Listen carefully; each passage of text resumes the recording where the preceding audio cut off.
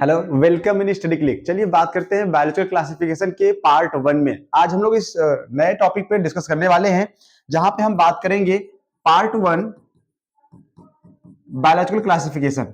ये one shot revision की तरह ही चलेगा जैसा कि अभी तक चलता आया है, लेकिन यहाँ पे हम लोग इस बड़े से चैप्टर को थोड़ा सा डिटेल में एक्सप्लेन करते हुए 2 या 3 पार्ट में खत्म करेंगे। तो क्लासिफिकेशन से पहले हम लोग जब लिविंग वर्ड पढ़ रहे थे तो लिविंग वर्ड में हमने देखा था कि एनिमल को या लिविंग्स को क्लासिफाई करना क्यों जरूरी है। सवाल क्लासिफिकेशन नॉमेनक्लेचर से आगे बढ़ चुका था। चलिए अब आज इनको क्लासिफाई कर ही लेते हैं कि कितने तरीके से इनको हम कहां पे किस ग्रुप में बना के रख सकते हैं। तो जब भी सबसे पहले लिविंग्स को यानी प्लांट और एनिमल को क्लासिफाई करने की बात कही गई तो सबसे पहला क्लासिफिकेशन का नाम आया father of science, father of biology and father of zoology, Aristotle का।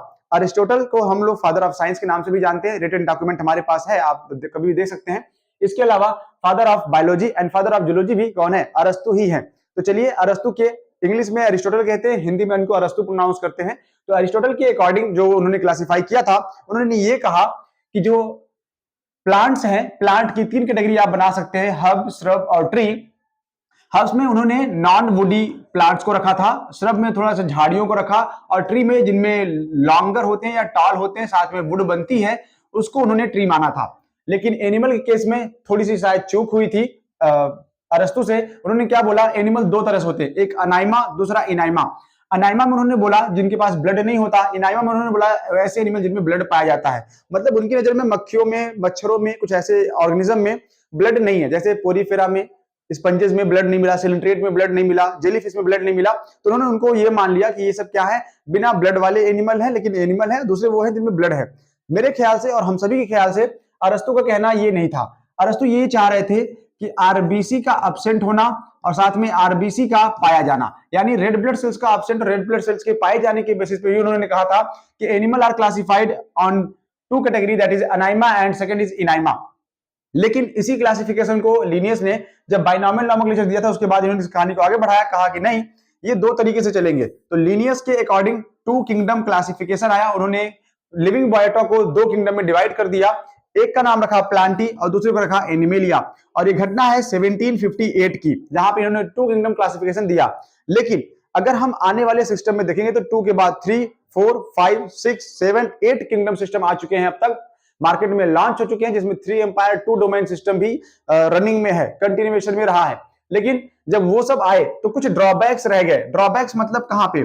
जैसे जैसे माइक्रो ऑर्गेनिज्म की डिस्कवरी हुई, खोजा गया, उनको पहचाना गया, आइडेंटिफिकेशन मिला, नॉमेनक्लेचर मिला, तो समस्या आई कि क्या लिनियस ने जो बनाया था प्लांटी और एनिमेलिया, क्या उनमें रख सकते हैं? यानी माइक्रो ऑर्गेनिज्म को क्या आप प्लांट मानेंगे या एनिमल मानेंगे? अगर प्लांट मान रहे हैं तो किस बेस पे? क्या उसमें सेल वॉल है इसलिए? एनिमल मान रहे हैं तो क्या उसमें पेलिकल नामक कवरिंग, क्या इसलिए मान रहे हैं? तो वो ड्रॉबैक्स जो लिनियस के इस कैटेगरी सिस्टम में रह गए थे, किंगडम सिस्टम में रह गए थे, उनको हम लेकर यहाँ पे प्रेजेंट है। पहला है ड्रॉबैक्स क्या क्या थे 2 किंगडम सिस्टम के। पहला ड्रॉबैक ये था कि इन्होंने प्रोकैरियोट, मतलब वो जो बैक्टीरिया, साइनोबैक्टीरिया है उनको, और साथ में यूकैरियोट जिनमें हम फंजाई, मॉस या फर्न, जिम्नोस्पर्म, एंजियोस्पर्म को देख सकते हैं, इन सभी को एक साथ रख दिया। कहां पे? प्लांटी में रखा। तो जब एक साथ प्लांटी में रखा तो किस बेस पे रखा भैया? इस बेस पे रखा on the basis of cell wall, दोनों में सेल वॉल पाई जाती है, on that basis they are categorised into the plantae. लेकिन ऐसा थोड़ी ना है, जब सेल वॉल पाया जाता है, बैक्टीरिया वैसे बहुत सारे बैक्टीरिया आगे मिलेंगे, एंशिएंट बैक्टीरिया, मॉडर्न बैक्टीरिया, तो क्या सबको फंगस मिलेगा तो क्या आप उसको भी हर जगह प्लांट में रख देंगे? नहीं। तो यहाँ पे ये ड्रॉबैक बना पहला। दूसरा ड्रॉबैक क्या था इसका? Unicellular and multicellular placed together. वहां पे यूनिसेलुलर ऑर्गेनिज्म को और मल्टीसेलुलर ऑर्गेनिज्म को क्या किया? एक साथ रख दिया। Bacteria unicellular and this for mosses, fern, fungi, gymnosperm, angiosperm are multicellular. Multicellular और यूनिसेलुलर को एक साथ रखा, ये दूसरा ड्रॉबैक था। तीसरा था did not differentiate between fungi and plant. अब इसमें इन्होंने क्या किया? नहीं सेल वॉल पाई जाती है। चलिए मान लिया फंजाई में सेल वॉल पाई जाती है, इसका मतलब क्या ये ऑटोट्रॉफ हो जाएगा? ये ऑटोट्रॉफ नहीं हो सकता, ये सेप्रोफाइट नहीं हो सकता। तो कहीं ना कहीं तो डिफरेंस है। ये फोटोसिंथेसिस करते हैं, ये फोटोसिंथेसिस नहीं करते हैं। तो आप कैसे डिफाइन कर सकते हैं कि ये दोनों क्या है? सेम कैटेगरी में रखे जाएंगे, इसलिए ये ड्रॉबैक बना।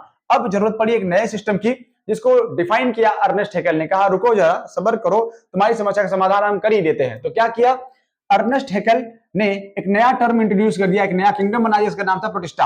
अब ये टर्म इस तरीके से भी आता है, टर्म प्रोटिस्टा वाज सबसे पहले यूज्ड बाय। तो टर्म प्रोटिस्टा वाज सबसे पहले यूज्ड बाय कौन? Ernest Haeckel. तो अर्नेस्ट हैकेल का नाम भी तो याद रखना पड़ेगा ना। चलिए आगे बढ़ाते हैं। तो 3 किंगडम सिस्टम बनाया बेटा, किसने बनाया? अर्नेस्ट हैकेल ने बनाया। अर्नेस्ट हैकेल ने ये कहा कि एक किंगडम प्रोटिस्टा, दूसरा प्लांटी तीसरा एनिमेलिया। प्रोटिस्टा में किसको रखा इन्होंने, जितने यूनिसेलुलर इनकी नजर में थे सब उठा के रख दिया। लेकिन अभी भी ध्यान से देखिए, अभी भी डिफरेंशिएशन नहीं हुआ है कि यूनिसेलुलर वाले में कौन, यूनिसेलुलर प्रोकैरियोट या यूनिसेलुलर यूकैरियोट, है ना, समस्या तो है। मतलब यूनिसेलुलर को तो कर दिया, प्रोकैरियोट भी तो है, यूकैरियोट भी तो है, तो यहां डिफरेंशिएशन नहीं, इसलिए एक नए क्लासिफिकेशन सिस्टम की जरूरत पड़ेगी। और उसके लिए कोपलैंड पहले से तैयार बैठे थे।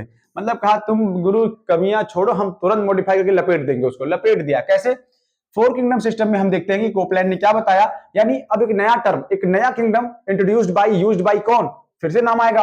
अब यहाँ पे यह टर्म है Monera, term Monera introduced by या यूज्ड बाय कोपलैंड, और यहाँ पे क्या था, Protista used by Ernest Haeckel. तो ये टर्म भी इंपॉर्टेंट है, एज वेल एज नीट में याद रखिएगा।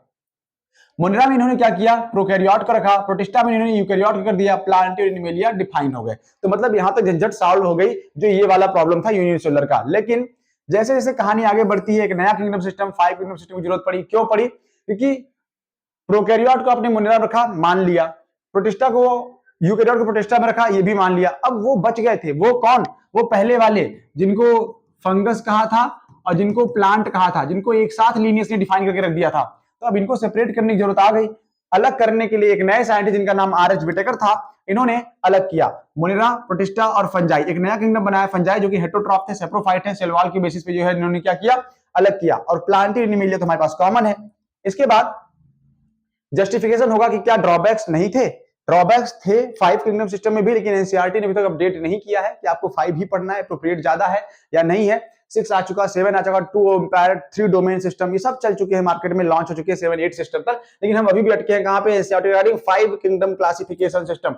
पढ़ते रहो, पढ़ रहे। तो 6 किंगडम सिस्टम क्या था, 6 किंगडम सिस्टम में ये आया, कार्ल वुज एक्साइटिस एटल, हम लोग ये साइंटिफिक लैंग्वेज यूज करते हैं, कार्ल वुज एटल। एटल का मतलब ये होता है उनके सहयोगियों ने जो उनके साथ काम किया हुआ है, हम लोग रिसर्च पेपर में ऐसे लिखते हैं। तो यहाँ पे जो नाम है, मतलब कार्ल वुज का है, कैंडलर का है, विलिस का है, तो कैंडलर और विलिस का नाम उस टाइटल में नहीं आता है, तो एटल करके लिख देते हैं, ठीक है। अब यहाँ पे क्या इन्होंने किया, इन्होंने डिफाइन किया जो मोनेरा था, मोनेरा को 2 ग्रुप में डिवाइड कर दिया। कहा कि मोनेरा को 2 ग्रुप में कर दीजिए, आर्की बैक्टीरिया और यू बैक्टीरिया, मतलब सारे बैक्टीरिया जैसे नहीं है, आर्किया मतलब एंशिएंट और यू बैक्टीरिया मतलब मॉडर्न बैक्टीरिया को इन्होंने क्लासिफाई करा। उसके बाद बाकी चीजें कॉमन रह गई, प्रोटिस्टा, फंजाई, प्लांटी, एनिमेलिया। इसका मतलब आप फिर से यहाँ पे ये कह सकते हैं कि आर्की बैक्टीरिया टर्म और यू बैक्टीरिया टर्म सबसे पहले किसने यूज किया, कार्ल वुज, कैंडलर और विलिस ने यूज किया होगा, तभी तो ये एक नए तरीके से बन के आया है सामने। अगला है आपके पास 5 किंगडम, हमको पढ़ना भी है 5 किंगडम सिस्टम को डिटेल में, तो क्यों ना हम इसी की बात करें। 5 kingdom system proposed by R H Whittaker in 1969। 1969 में इसको आर एच विटेकर ने दिया था और कहा था इट इंक्लूड्स मोनेरा, इसमें कौन कौन से रखे थे, मोनेरा, प्रोटिस्टा, फंजाई, प्लांटी और एनिमेलिया, ये हम पहले देख कर आए हुए हैं। क्या बेसिस था, किस बेस पे इसको रखा था इन्होंने, बेस था बेटा cell structure, thallus organisation, mode of nutrition, reproduction and phylogenetic relationship. Phylogenetic का मतलब क्या है, इवोल्यूशनरी हिस्ट्री, आपका इवोल्यूशन किस बेस पे हुआ है उसकी हिस्ट्री के बेस पे इन्होंने क्या किया, इसको क्लासिफाई किया। हम लोग अपने सिस्टम में इनका ये नाम मेंशन नहीं करेंगे। तो 3 डोमेन, 2 एम्पायर, चैटॉन, ऐसे बहुत सारे लोगों का नाम आएगा, Carl Woese and Willis and Kandler का नाम फिर से आएगा, 2 एम्पायर में चैटॉन का नाम आएगा, ये सब आप लोग मेंशन करेंगे, ठीक है। आगे बढ़ते हैं, ये रहा आर एच विटेकर का दिया हुआ बाई आर एच विटेकर। यहाँ पे बड़े सुंदर सुनहरे अक्षरों में लिखना चाहिए था हमको, पहले ही सबसे पहले लिख देना चाहिए था।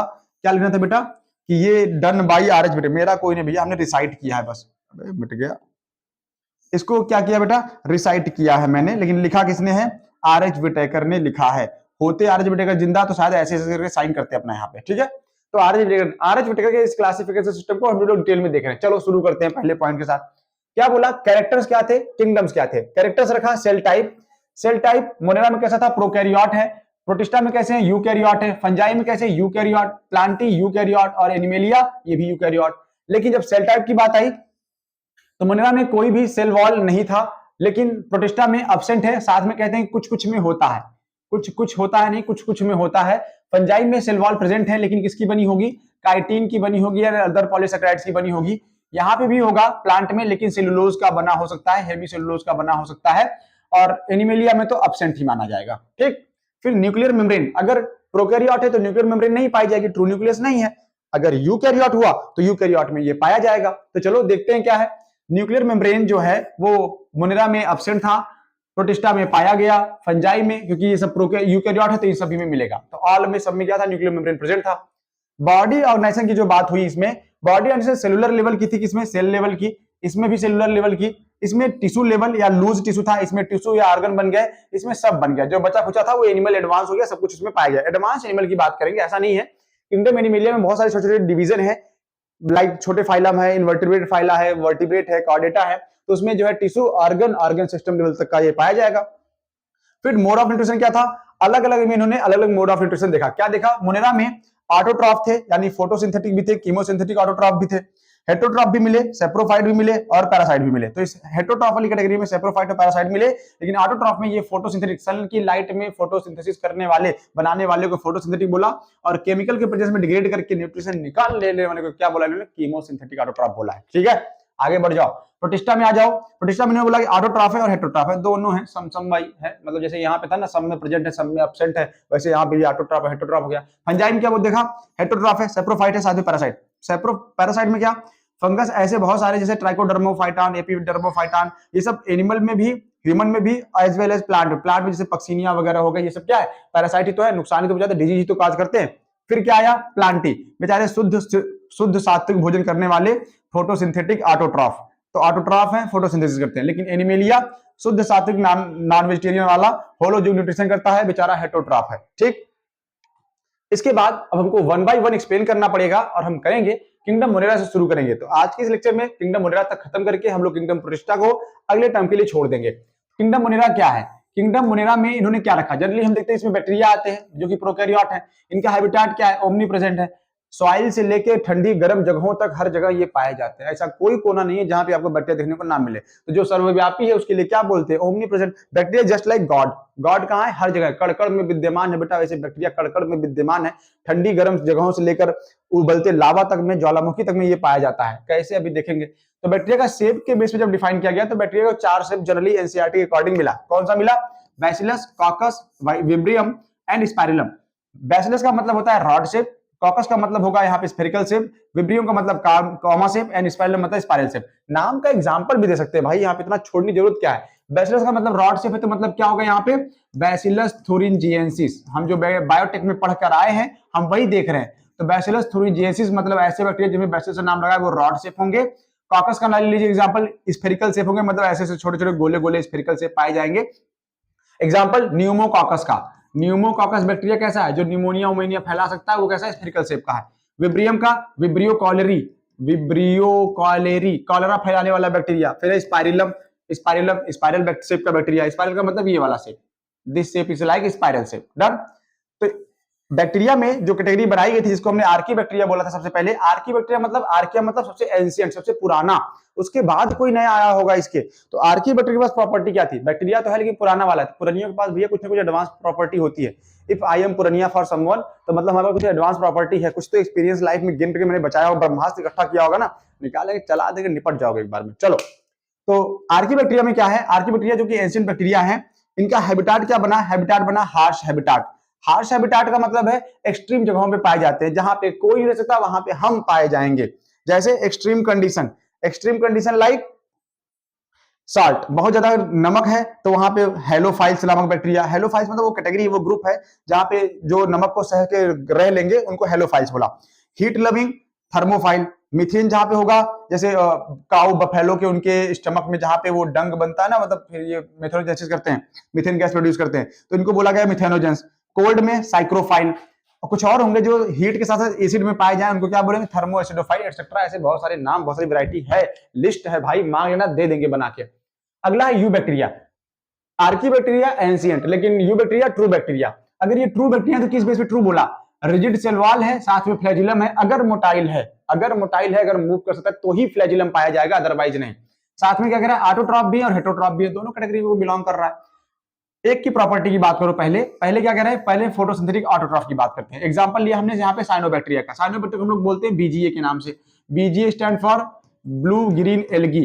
नाम में एल्गी है लेकिन एल्गी नहीं, सोच रहा कंफ्यूज कर रहा है आपको फिर से, ये क्या है, बैक्टीरिया है। इसके पास क्लोरोफिल ए है, इसको बीजीए के नाम से जानते हैं, जो कि यूनिसेलुलर कॉलोनियल या फिलामेंटस फॉर्म में हो सकता है। ये मराइन हैबिटेट में, साथ में टेरेस्ट्रियल एल्गी के फॉर्म में, टेरेस्ट्रियल हैबिटेट के फॉर्म में ये पाया जाएगा।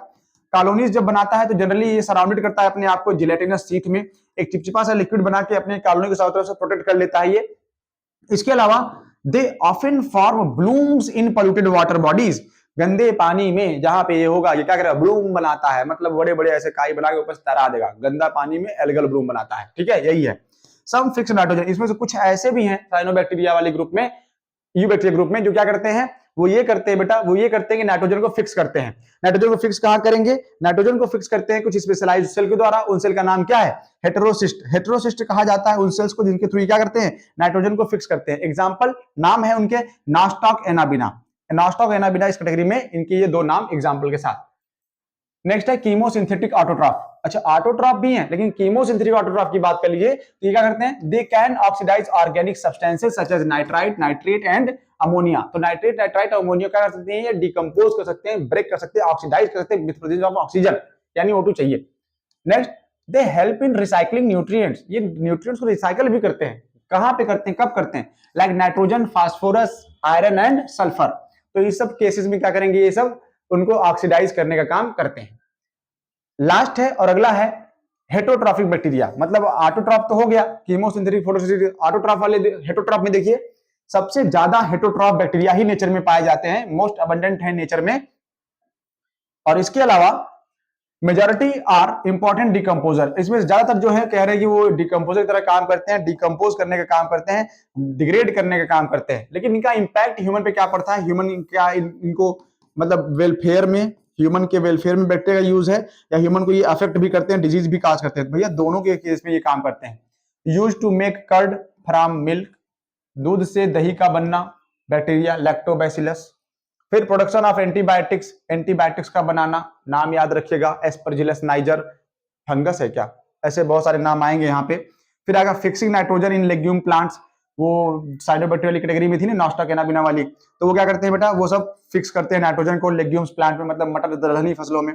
कॉजिंग डिजीज, डिजीज कॉज करते हैं, जैसे कालरा फैला देंगे, टाइफाइड फैला देंगे, टिटनस फैला देंगे, सिट्रस कैंकर फैला देंगे लेमन में, नींबुआ में। तो लेमन में, प्लांट में जो डिजीज कॉज करते हैं, कैंसर, मतलब कैंसर वाला सिट्रस कैंकर बोलेंगे, सिट्रस फैमिली में पूरा फैलाते हैं, इनको ये बोलेंगे। तो आज के इस लेक्चर में इतना ही, हम लोग नेक्स्ट लेक्चर में मिलेंगे एक नए किंगडम के साथ, उस किंगडम का नाम होगा प्रोटिस्टा।